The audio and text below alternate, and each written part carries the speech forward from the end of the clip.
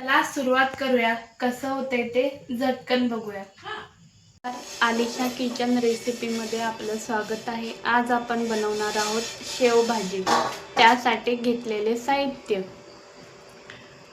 कांदे कट करून घेतलेले आहेत, लाल तिखट, हळद, धने पावडर, कांदा लसूण मसाला, कढीपत्ता आणि मिरची, कोथिंबीर, आलं लसूण पेस्ट, जिरा आणि तेजपत्ता आणि हिंग, टोमॅटोची पेस्ट करून घेतलेली आहे आणि शेव.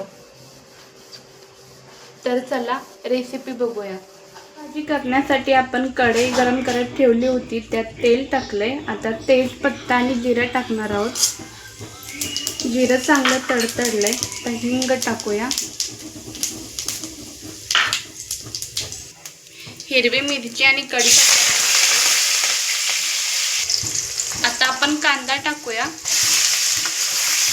चांगलं परतून घ्यायचंय. कांदा चांगलाच भाजून घ्यायचा आहे. जरा कलर चेंज झालाय. आता आपण आलं लसूण पेस्ट टाकूया. मंद आचेवर चांगलं भाजून घ्यायचंय, जेणेकरून ते खाली लागलं नाही पाहिजे. आम्ही रोज नवनवीन रेसिपी टाकत असतो, तर तुम्ही सबस्क्राईब करा, जेणेकरून अशाच नवनवीन रेसिपी तुम्हाला पाहायला मिळतील आणि तुम्ही घरी करू शकता. चांगला भाजून घेतलाय. तर आता टोमॅटोची पेस्ट केली होती ती टाकूया. गॅस मंद आचेवरच ठेवायचा आहे आणि चांगलं हे परतून घ्यायचं आहे. चांगलं भाजून घेतलेलं आहे. तर आता मसाले टाकूया.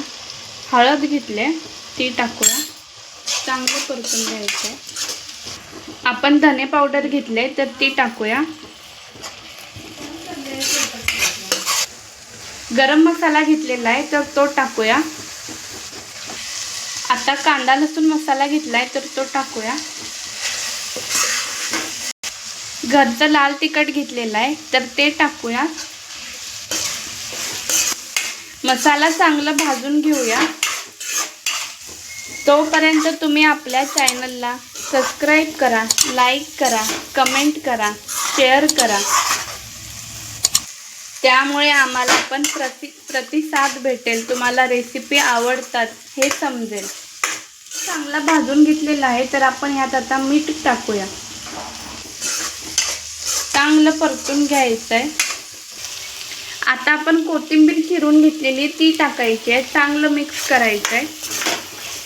पाणी टाकूया. मस्त अशी एक उकळी आली की आपण जी शेव घेतलेली आहे ती टाकायची. चांगली उकळी आले. आता आपण यात शेव टाकूया.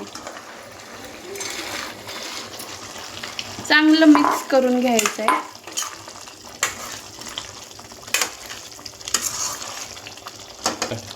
गॅस मंद आचेवर ठेवूया आणि शिजवायची आहे शेव. अशा पद्धतीने आम्ही आज रेसिपी केली आहे शेव भाजीची. तुम्ही ही रेसिपी नक्की ट्राय करा आणि कशी होते ती कमेंट करून सांगा.